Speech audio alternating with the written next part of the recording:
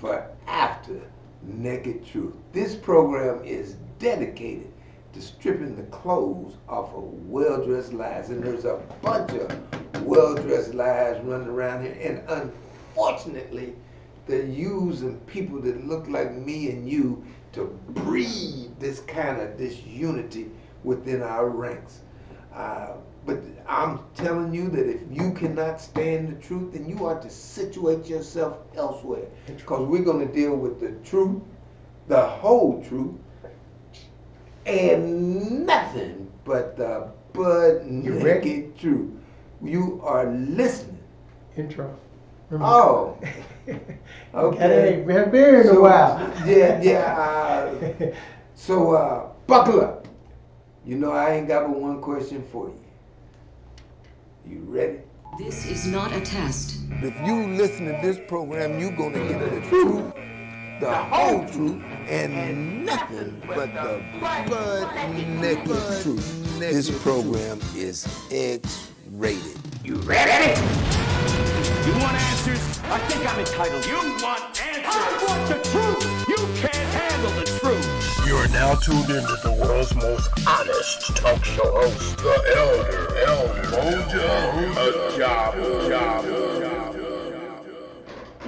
Welcome. For those who don't know, this is Elder Moja Ajabu, your host for After Naked Truth. This program is dedicated to stripping the clothes off of well-dressed lies. And there's a bunch of well-dressed lies running around here. So if you can't stand the truth, then I would suggest that you situate yourself elsewhere. You are listening to the most truthful talk show host in the business, unbought, unbossed, and unafraid of the truth, the whole truth, and nothing but the butt naked truth. Today I want to deal with some pressing issues that's going on in our community. And one of them is this situation with the murders, Celeste, how you doing? That are going on in Indianapolis. What you got? 4 children, youth, killed out there in the 42nd and Midhofer Way, 42nd and Post. And likewise, you got that Indian person that was killed at the subway out there, what is that, about 75th and Shaylin. All of that's out on the south side. And now, so we're going to deal with that. And hopefully we can get to all of this, because I want to get to Comcast and how they have used Biden to get Kamala out of the race. Are y'all listening to me? And then there's a big thing going on with Gayle King in this interview that she did with Lisa Leslie. I want to get into that. And I'm saying all of that is connected because there is a concerted effort on the part of powers that be that want to disunify us so they can continue to control us, and they can't do it without acknowledging to us that we are important for either major party, whether it be Donald Trump or whether it be whoever wins the Democratic nomination. The black vote, the vote of people of African descent, is necessary for them to win. Let me start locally first. When you look at this situation with Mayor Joe Hogsett and the press conference that the FOP had with Pastor James Jackson standing there with them, I was disappointed, Pastor Jackson, and you know, I look at you as a friend, someone that is dedicated to trying to do what's right. But we know, people of African descent in Indianapolis, we know that the FOP is not right. The FOP standing for Fraternal Order of Police. The Fraternal Order of Police supports police officers when they kill unarmed black men, and then what was that? Yesterday, they had a shooting because a police action shooting, to where it's that they shot a brother, you know, and I'm not sure whether they killed him or not because he supposedly was taking some clothes out of a clothing store. See, I've been saying all the time when you talk about these murders, or when you talk about the behavior of our people, you cannot ignore the economics of the crime. When you talk about the situation with them 4U, we don't know what that's about, but I bet you if you could get to the bottom of it, that money was involved. Likewise, when we look at that murder, killing that took place at the subway out there, 75th and Shadeland, we don't have to guess about that. Them people were trying to rob the place. Money was that issue. Now, FOP has said they want to lift the bails, keep our people in jail a longer amount of time. And see, we got to understand what those jails are. And we got to understand what those jails are in relationship to the 13th Amendment of the Constitution. The 13th Amendment of the Constitution did not abolish slavery. It actually legalized it.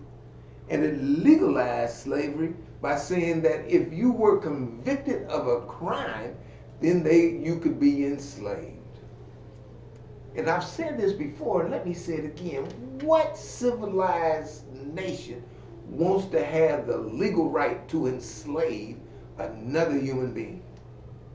See, it might be one thing that you need to separate a human being from the rest of society, but in that separation, do you have to enslave them? And so what you're looking at is you're looking at a prison or a jail being an actual slave camp that's not called a slave camp. So those people, Mayor Hogg said, who are trying to put together a justice system, and you're saying that you need a justice system, and when you look at the jail, the Marion County Jail right now, 60% of the people up in there are men, male, of African descent. In Indianapolis, males of African descent represent maybe 12, 13% of the total population, but in the jail they represent 60% of the population. On its face, the jail is discriminatory. And in law, they call that prima facie. On its face. And now you won't support to build a justice system which is no more than a slave camp, to where is that you can enslave our people and then try to tell us that you're doing it something, doing us a favor, and then the place that you want to put it on is environmentally unsafe. The prosecutor nor the public defender want to move their office there because of the environmental lack of safety that's there. That you talking about cancer in the making. And so now you want to enslave our people, put them on a piece of land that's going to give them cancer, which means that you're going to kill our people, and you got the nerve to get people of African descent to stand for that. That's the reason why I'm saying, William Jackson, what's happening? And see, we've got to, yes, hold Brother Jackson accountable. But we got to look up and beyond Pastor Jackson to see the people that are actually controlling that narrative, that initiative, and that's the FOP. That's that cabal of white folks that I'm saying that are using people of African descent to go against people of African descent, so that the power that we have to control, whether it's the Democrat or the Republican, but to control the direction of this country, they want to dilute it. And Mayor Hogg said it's right. They don't have to study this thing to understand that what the problem is. If the mayor would honor the law, and the law being that the city must do at least 15% of its business with businesses owned by people of African descent, then people would not be out there killing and committing crime trying to get money. They would at best be arguing about how to spend money, which is a better argument and an argument that does not normally break down into people trying to harm each other. Because if you got money, then you ain't got to be worried about going out there to get money and in the process hurting people. Now Hogg said if you want to do something, then you're right. Poverty is the issue. You don't have to study that, James Jackson. And see, brother, don't let them use you like that. There's room for you to come home, and that doesn't mean that you can't talk to, but don't let them use you like that.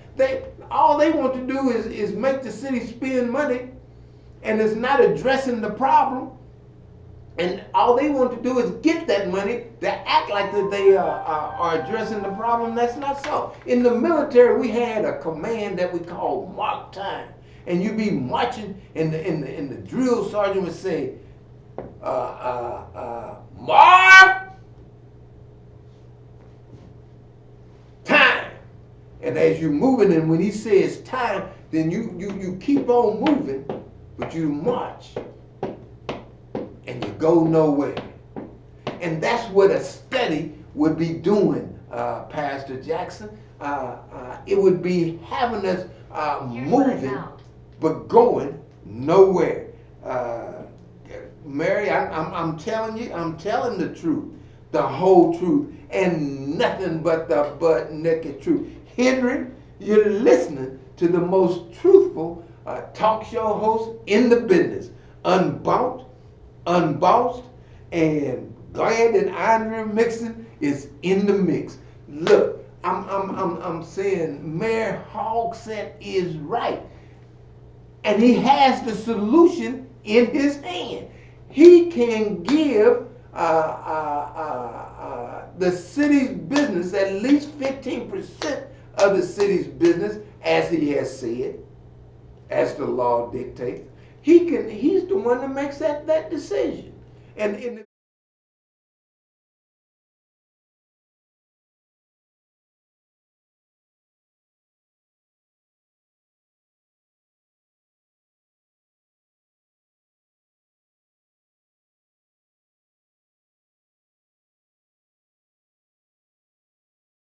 a minority, you find out that that includes Asian Pacific Americans, Black Americans, Hispanic Americans, Native Americans, subcontinental Asians, white women. Help me, Father. There is a problem when you're talking about all of these people being able to tag their caboose up to our engine, because all these people are the reason why this law was brought into practice was because of our enslavement, the enslavement of people of African descent in America. The Asian Pacific Americans didn't suffer slavery. Hispanic Americans didn't suffer slavery. Native Americans didn't suffer slavery. Subcontinent Asians didn't suffer slavery. And the white woman, she was an enslaver. So now and see, this is where we got to put again hold accountable the people, especially those of African descent that are on the city county council. How did you let that kind of definition go get there? And we're not a minority. We may be a minority in America, but in the world, we're the second most majority. China first, Africans next. And then see, we can't go for that language of people of color, Because if you go with that language of people of color, everybody in this so-called minority is a person of color except for the white woman. So the law also says that if they do not meet the goal of at least 15% consistently, then they should change the law to be a set-aside instead of a goal. Mayor Hall said you talking about that you want to address the murders, then push the council to make that law a set-aside. Tell them that they got to redefine this term minority. We ain't trying to be no minority along with all these other people. All these other people did not suffer the enslavement that we suffered. They want to talk about, well, we want to do something for all the people. Well, all the people were not enslaved here in America. People of African descent were enslaved, and so that uniqueness should have a program that is specific to us, because it is us that are still being impacted by our enslavement, where our schools are bad, our mind is bad, our money is bad. Address the issue to where it's that we understand what's going on here and there. So Mayor Hogg said that's the solution. And if you are sincere and truthful about poverty being the issue, then you will change the law, follow the law, and you'll see an impact, drastic impact on the murders that's going on here in Indianapolis.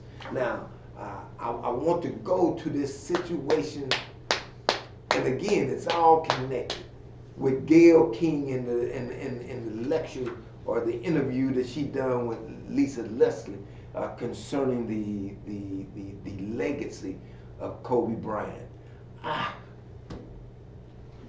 See this cabal. They want us to jump on each other, and see, we shouldn't jump on each other. We definitely got to hold each other accountable. But we can't be fighting, especially to where it causes us to be killing each other, and the person that caused the conflict is getting the pass. Let me make it clear. When you talk about the interview with Lisa Leslie that was done by Gayle King, Gayle was off pocket. And she needs to apologize to the community of people of African descent, because she was trying to get Lisa Leslie, one of Kobe's dear friends, to admit that he was a rapist, and he was not. He was never convicted. He was a victim of a white woman trying to get paid, and she know that if she hollered that a black man had raped her, she had a good chance of getting paid, and she did get paid. And see, if you look at the facts, Gayle, Kobe was not convicted. It came out during the legal process that this girl, when she went to the hospital to get the rape kit, she had semen of 3 other men in her drawers, along with Kobe's. When she had told her best friend that I'm getting ready to go and get with Kobe, I'm gonna go to his room, and I think he's gonna make a move on me. So she knew what was going on when she went into the room. Wasn't no rape. Wasn't like he took nothing. She came there to give him something, and looked like she gave 2 or 3 other people something along the way or after. And when she got there and they was doing what they did, you know, she said she told Kobe, hey, man, you hurting me. And she said, Kobe, quit. That ain't no rapist. That's someone that's doing what someone done let them do. And when they said that they was through doing it, They quit. That ain't no rapist. That ain't even asserting yourself. That's taking what was given. And Lisa, not Lisa, but Gail, you should quit that. And because she done that and was pushing that narrative with Lisa, Snoop Dogg took her to task. Snoop Dogg took her to task using some tough language. He told her, I didn't mean to, this is what he said. He said he was doing what when he called Gail a punk mother hudder and told her to back off before we come get you. Well, Snoop, I understand your pain. And I understand you're trying to defend Kobe. But that language was inappropriate. The position, right on target. He was telling her, girl, why would you do that to your brother? Be different if it was true, but it ain't even true. And even if it was true, why do you wait till he's dead to try to ask those questions about that whole situation? You had all of that situation happening 2003. This is 17 years later, and at his death, you bringing out some boo-boo, doo-doo like that? But Gail said, I didn't mean that. She said, if I had only seen the clip.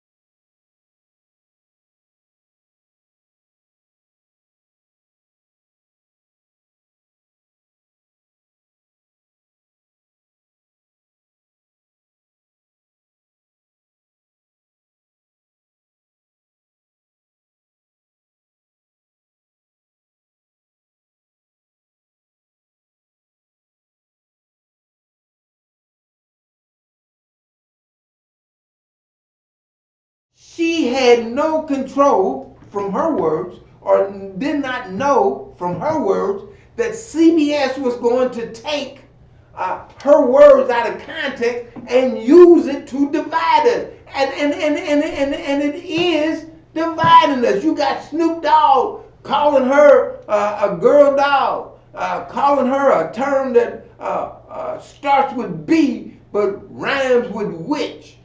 Starts with B but rhymes with ditch. You know, starts with B but rhymes with hitch. Now, Snoop. And he's talking about, well, yeah, down on the streets, that's what we would call her. Yeah, probably. But you ain't down on the streets now, man. You up here, and you gotta let that street get up out of you. Yeah, when you're on the corner, you can say, yeah, that B, that sounds like a word that rhymes with hitch. You can say, you can call it that B, that word that rhymes with witch. Yeah, on the corner, but when you talking to millions of people, you can't call it that. You can say, well, now, just like I said, she act like she's one of them bees. That sounds like a word that sounds with this. But see, we jumped on her without understanding the people that was up here that was actually manipulating. And see, that's the same thing with James Jackson. There's people up here, we talking about James Jackson doesn't represent the black community here in Indianapolis, and he doesn't. But the people that are trying to push him out in front of us to make that situation be the case, it ain't him. And he needs to quit it. He needs to tell him, you ain't gonna use me like that. And going in behind closed doors and making these deals, Now, if you're gonna go behind closed doors with us to where that we can have a strategy and work out our differences. And when we come out of the behind the closed door, we have a common front. You can't be going behind the closed doors and making deals with the FOP, the Fraternal Order of Police. No, Doc, you can't do that. And likewise, Snoop, you know, and he came out today and he apologized, and rightfully so, for using the words. He shouldn't apologize for the position that he took, because it was right. And then not only did he threaten Gayle, Susan Rice, who used to be National Security Advisor for Barack Obama, comes out and tells Snoop, back the F off Gayle King. She said a word that begins with F but rhymes with duck. She said a word that begins with F and rhymes with luck. She said a word, are y'all getting me? That begins with F and rhymes with cluck. Susan. We don't need that. And just like Snoop apologized to Gayle, you need to apologize to Snoop. See, we've got to talk about unifying this thing. And again, we can't give these cats that's up here in the boardroom talking about how they're going to divide us so that they can continue to control us. We can't give them a pass.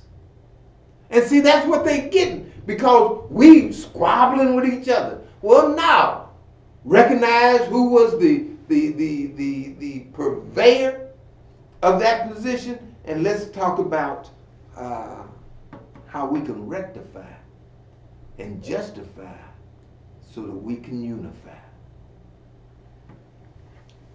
Whew. Dr. Boyce Watkins, he's upset with Snoop, because he said, well, if Snoop didn't mean what he said, he shouldn't have been apologizing. He shouldn't have said it. And there's some validity to that. And Snoop, I support what you said. I just don't support the way that you said it. And we need to hold each other accountable. And that's what I'm trying to do with Brother James Jackson. I'm saying, brother, now I could say, man, you acting like a N-word. Don't be no Negorio. Y'all know what I'm trying to say.